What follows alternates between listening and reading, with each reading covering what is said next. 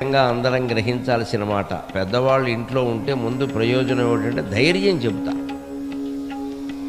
ఇవాళ ఆ ధైర్యానికి మనం పుస్తకాల మీద, ఇంకా ఫోన్ల మీద, మనస్తత్వ శాస్త్రవేత్తల మీద, కౌన్సిలింగ్ చేసే వాళ్ళ మీద ఆధారపడాల్సి వస్తుంది మనోధైర్యానికి.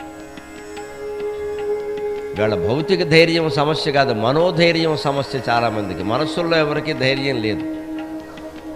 ఆస్తులు ఉంటాయి, అంతస్తులు ఉంటాయి, ఇంటి ముందు వాచ్మెన్లు ఉంటారు, రక్షణకి బోళ్ళు మంది ఉంటారు, కానీ అసలాయనకి ధైర్యం ఉండదు.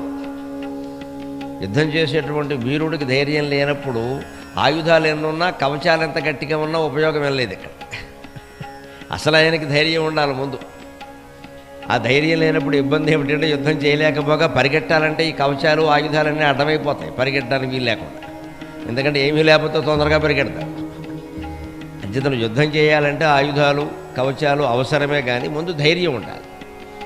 జీవితం అనే యుద్ధం చేయాలన్నా కూడా ముందు మనోధైర్యం ఉండాలి.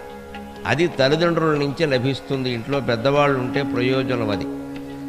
ఎందుకంటే వాళ్ళు వాళ్ళ జీవితాల్ని యూట్యూబ్ చూసి ఎదుర్కోలేదు, వాళ్ళ సొంత తెలివితేటలతో ఎదుర్కొన్నారు.